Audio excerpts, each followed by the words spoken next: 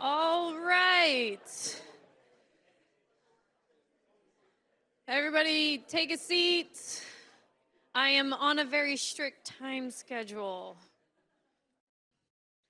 No, I know how these things go. It's better to stay on time than run behind and try to get to your next room, or for me, set up for the next one. So we will stay on time. I'm going to keep the introductions brief for people who have just walked in. I'm Katie Selhorst. I'm the head of landscape restoration at Landcare Australia. I am also a chief remote pilot, so this is also my favorite space. And I will head over to these gentlemen. We've got Kelvin, Dennis, and John. They are going to be talking about drones, AI, and data, adoption of emerging technologies in Indigenous healthy country programs, health country programs. So I will hand it over to them. We will leave questions to the very end. Hopefully we'll have time. And we'll walk around with a microphone. Just put your hand up and we'll get you a microphone, but go ahead. Yeah, thank you. I'm Kelvin Ross from KJR. We're a tech company. We've got Dennis and John here to talk about various programs running with drones, data and AI on country. But I'm not here to talk too much. I'm here to ask these guys to sort of talk a bit more about the pathways and programs. So Dennis, we might switch to you to say where you're from and then we'll flick to your intro video. Yep, cool. Morning, everybody. My name is Dennis. I'm a traditional owner from up in the Torres Strait, Badu Island specifically. I'm also the founder of Salty Monkeys, which started out as an ocean adventure brand, traveling out throughout the whole Torres Strait, creating content. We then built a community online, then turned it into something bigger. So we're now the lead of the Marine Debris Task Force, which aims to tackle the global problem in our little remote community with rubbish coming from all over onto our shores. So cue the video.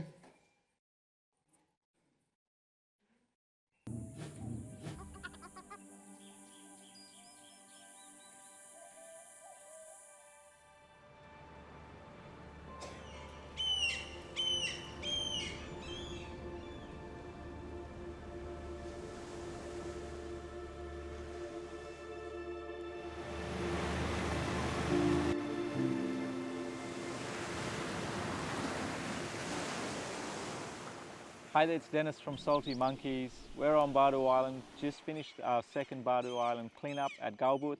We had a really good turnout, enthusiastic people. We had 40 come along, help us clean up the beach. On top of that, we had all of our drone operators from across the Torres Strait come together to finish off their training and assessment, all finishing with flying colours, and we're excited to see what the future holds.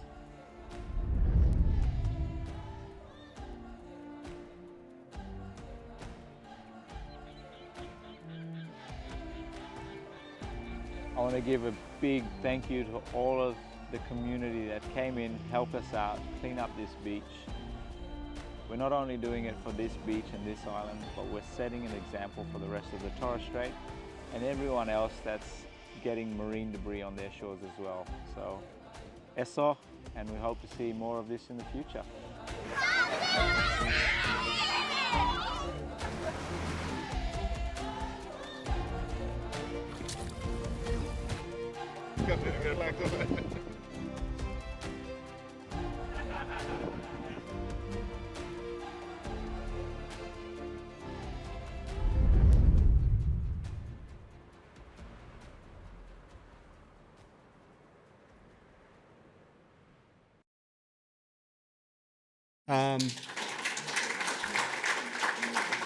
So John, yeah, tell us about you. John Fejo from Innisfail down in Gundoi country. So we take care of, I'm the senior ranger coordinator back home, and our program that we use with the drone tech is pretty much all in marine debris, also feral animals, our mangroves, and then our sea turtles and dugongs with our seagrass. So we train the drone to actually go around and capture what we don't want to capture because we've got too much country to walk over and look after. So technology is the new We first language supported coming. in 2021, and it was really then about how do we bring together traditional owners that are doing work on the ground as rangers with people who know all about data and AI and all of the tech together to see what might come out of it. You know, the first year we had 35 people show up. It was good, it was really intimate. Second year we had 75, and that was when we met the Gundoi guys, Manny and Johnny, came along and they were looking at their budgigal, their sea turtle thing, and then, oh, how could we use data and drones to better manage our sea turtle programs? We know that AI gets trained by people, and who trains it matters to how it ends up thinking. So if you want AI to work for traditional owners on the ground, obviously traditional owners need to be part of that process. So how do you help get people in there? And for us, it was just a matter of supporting a few groups to go to that first Datathon. We understand that AI technology is here, but we just didn't have the skill sets for this area and in this space that we wanted to go into. So this event today was really to showcase the traditional owners of this area, the journey we started 2 years ago with them, and the fruit of it that's starting to grow with the networking team that's come on country today. It's about starting these collaboration journeys, you know, that walking together on country and trying to bring people with different backgrounds, like technology people with rangers who've got this real close understanding of what needs to be achieved for conservation or country management on the ground, and really building collaborations. But it means, like what we've done today, coming out and walking on country together. So I think what we see is this sort of thing where we're getting like Gundoi mobs who are making great strides. They're sort of blazing the trail and showing the others how it's done, and now we've got the others going, oh, we want to be there as well for our community, but not just competing with each other. There's so many shared things between the communities. So the collaboration we have, like a lot of the groups have sea turtle things, feral animal things, we've got water management, conservation, so there's a lot of shared problems those groups can work on, but how they deliver that capability in their country. How we see it is just like a tree. Everyone sees the tree above the ground and how beautiful it is, and the branches and the leaves and the fruit it gives off in the seasons, and especially for our animals. But they don't realise how big the tree is underneath the ground, and the root systems and the support that's been going for years and years, so that tree can be stable and know the capability it has if it just knows how to go through the seasons. You know, it's all about building capability, building capacity, and what we've seen is capacity's been there. The opportunities for it to be put to work haven't been there so much, and so creating those opportunities is really important.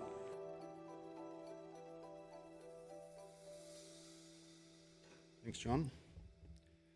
Okay, so now over to you, fellas. Thanks. So, Dennis, do you want to, Dennis and John, tell us a bit more about where technology fits into the work that you're doing? Technology is actually awesome for me, to be honest. 3 years ago, I didn't say it was awesome.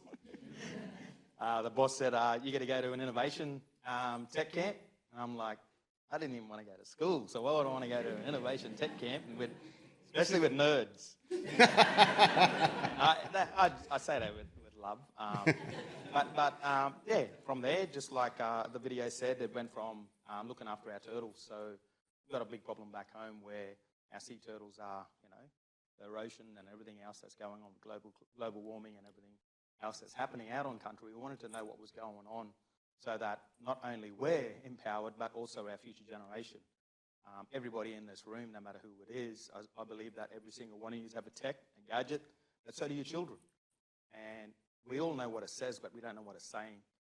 And that's a very big saying that we have back home, because a lot of us just get a tech and put it into our kids' hands. And we just tend to say, all right, there you go, here's a tech. But the reality is that the information that's coming through that tech is too much for that child. And the same thing that's happening with traditional owners. So we have all these skills, or we have all these tools in communities, but it's actually, you know, not empowering us. It's actually confusing us because we don't have those people with those skill sets. So that's what tech's doing with us. Thanks, John. Yeah, Dennis, what are the projects that you've been involving in? Where does technology fit in? Just like what John said as well, when I started, all I wanted to do was go fishing. So we started, the first bit of tech is we had a GoPro to capture our stuff, but we built a community online. As we continue to do it, and kind of where I'm going with that is, when we first started, my first question was, how do I promote the beauty of my home, the Torres Strait Islands, to the world? I can see all this rubbish everywhere. So we had to do something. And for us, when we started the Marine Debris Task Force, it was about understanding the problem that we're dealing with. Where is this rubbish coming from? What type of rubbish? So we had to collect data. And the first time I met these guys was the same thing. We just went to this innovation festival and I was going, well, why am I coming to this? And I met KJR with a drone stand like out here. And I just asked a question. I was not understanding much about the tech. I just wanted to take photos so that we could report on what we were doing. And then understanding that we could do a whole lot more with this tech. We didn't understand much of it, but that's where KJR came to the piece and showed us what we can do on getting that data. We can explain a little bit more on how that works, but essentially, for people like myself, the drone just flies out, maps out the area, takes high-res photos. Photos are given to an AI model through a machine learning process. We train it to identify or detect rubbish on the shores, and then it can give us a report on counting all of that rubbish. We can then use that to look at hotspots across the whole region, so it's a lot more effective and efficient to cover a lot of area. We only have limited time and resources to clean up and target areas. So then now with that tech, we can come back and look at where the hotspots are. I think there was a photo up there before of showing the hotspots.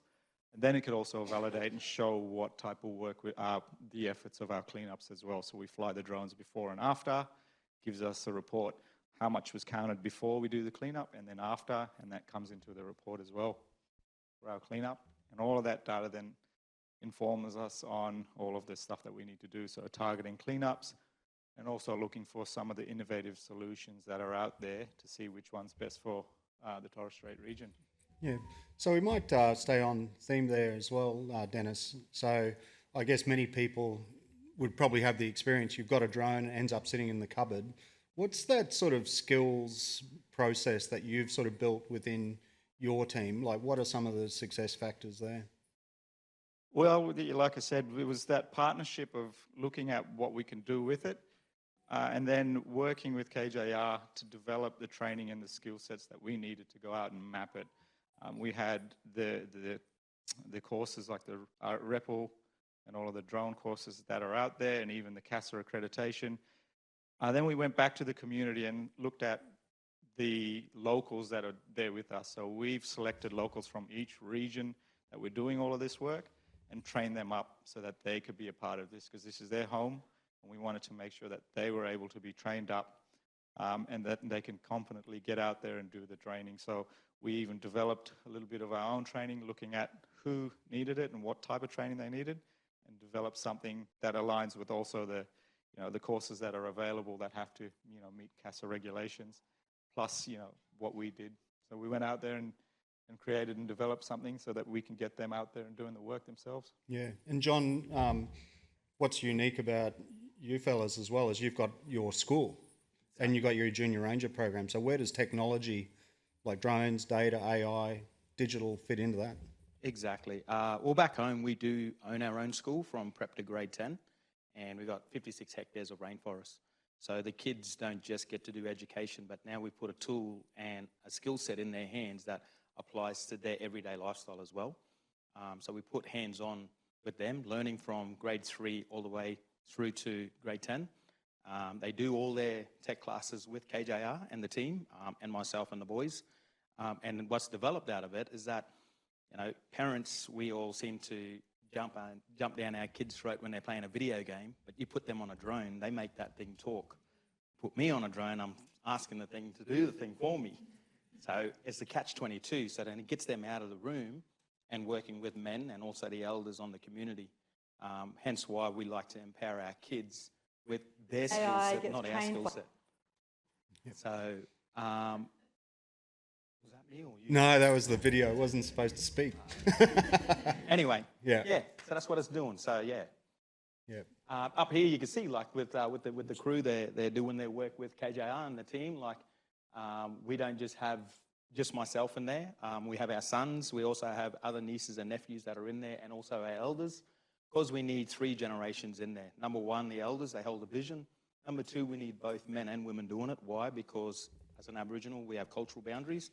Men can't speak to women and women don't speak to men. So we have that very, very strongly within our group. So when we teach our kids at school, we do exactly the same. We don't go outside of our system. we stay within that, because when they go back to their community or their respected aunties and uncles, they go back with respect. Then lastly, we go back to our youth. Youth have to be empowered, because it's that generation that's going to be carrying this. So, yeah. So, yeah, we talked about the datathon as the starting point, but this sort of journey of data and AI and where that fits into the future world we live in, I mean, what has been, some of the key elements like that you're finding within your communities about the projects you're doing and that taking the community on that journey? Well, that's it. Like, in many communities, we all have similar projects, but what's unique about ours is that, I believe anyway, that we've adopted technology as not just a tool, but empowering our children for being that voice in the community. Why? Because there seemed to be a silence. A lot of us, or me, I was always brought up, listen to your elders, do this, do that, if not you get clouded over the years. Well, you got a generation now today who don't even listen at all. And it's sad, but don't get me wrong, it's our responsibility. They're not listening only because we're not providing the right tool and the right skill sets for them to listen. So that's where we come into this place, Datathon, where we get all traditional owners from around Australia to come, and we create this space where you get tech innovators in there, which is Amazon, Google, Jiu-Jitsu, partnerships, and it's not them that's creating the forum, it's actually the traditional owners doing it. So we find a problem that's happening in a community, and it doesn't have to be rangers, it could be health, it could be education, it could be housing, it could be whatever it is that they are facing in their community. And what we do is we break them up, and we put them into an area, and they say, all right, what's the problem? There's the tech, there's the partnerships, go and create a solution. Come back to us after the 2.5 days with a solution, pitch it to the team, and whoever wins, they win.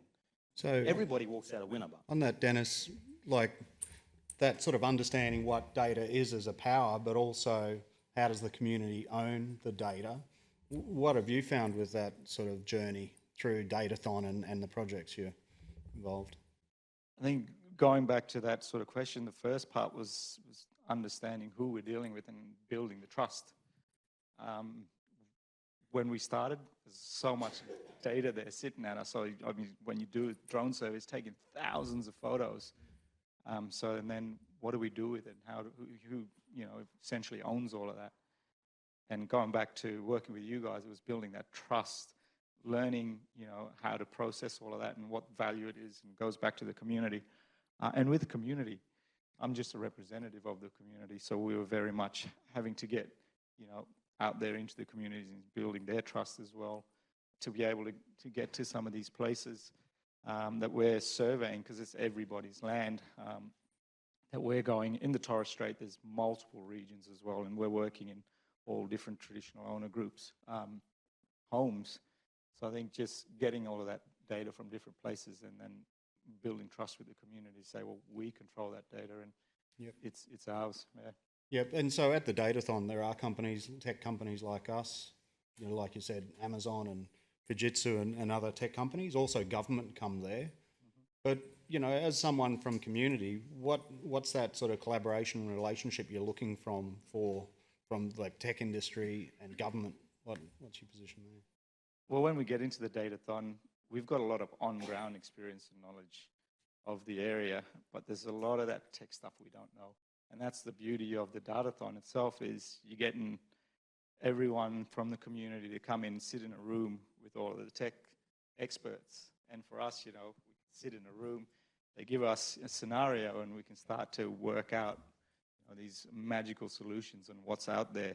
I don't know much about that tech stuff, but when we're sitting there and communicating with these tech experts like Amazon, KJR, and all the other ones, it's quite amazing how quickly you can come up with solutions. Yep. Yeah.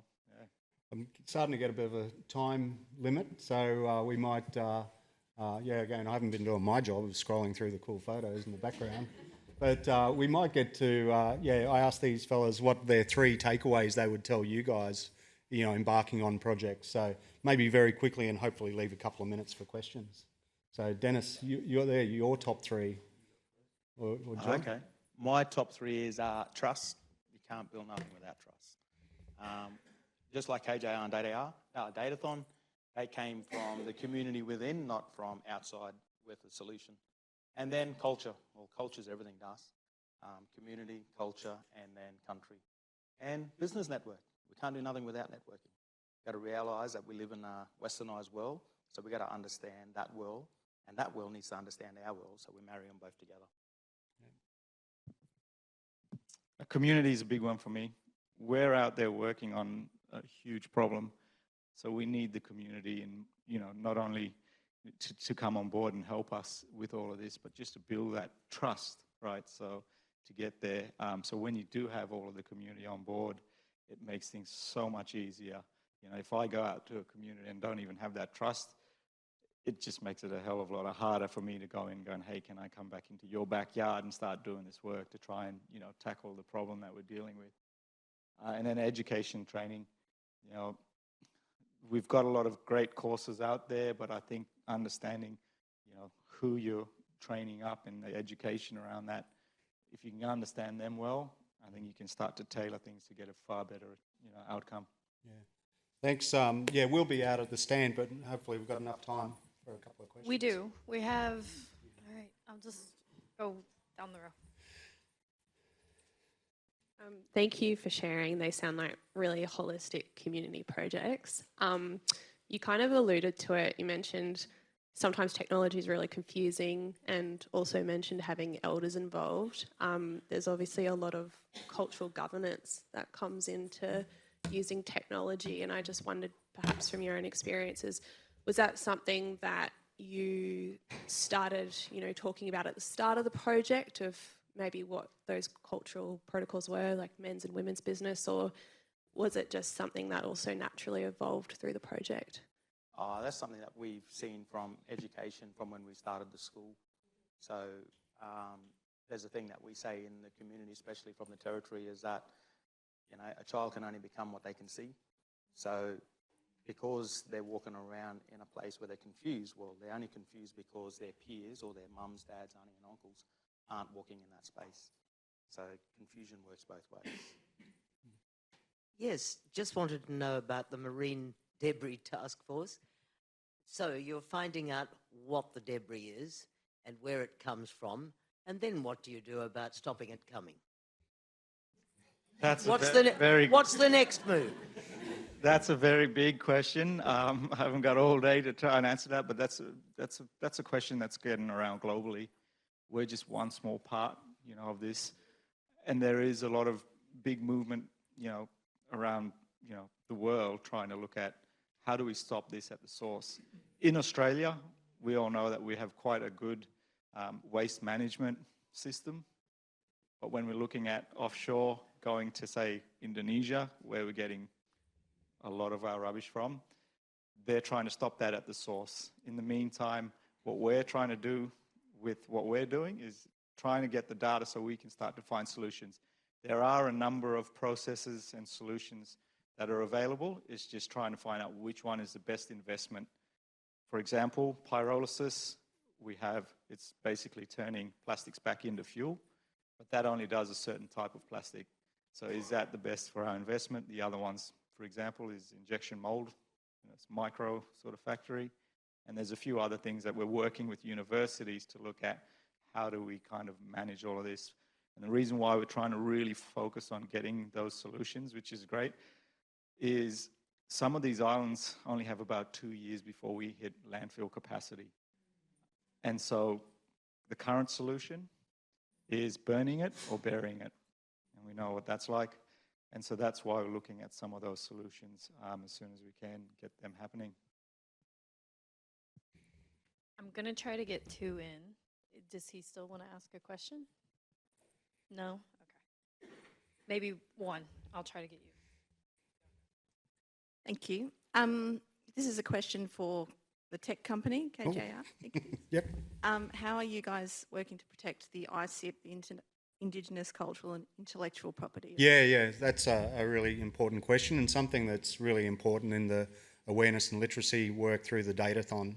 So yeah, we have IP Australia come up, but really the process that we always take as a company is it's the community's data. So where I do a lot of work in healthcare, and obviously data privacy and data ownership is really important. But at the end of the day, we're an operator to help these guys secure and protect the data. But as was indicated, there's lots of sort of community rules around maybe the way the data is accessed, and as well the cultural IP, information within the data itself that is maybe part of the heritage register, or protected information even within that community about who's allowed to see it. So that's got to be the heart of anything you do. And what I find a lot of programs at the moment is governments say, go collect all this data, they take the data, but it's actually the community's not involved in the conversation about who owns the data and what license I'm giving you to take the data I'm providing you and what you can use it for. All right, that is time. Let's thank these gentlemen for their great...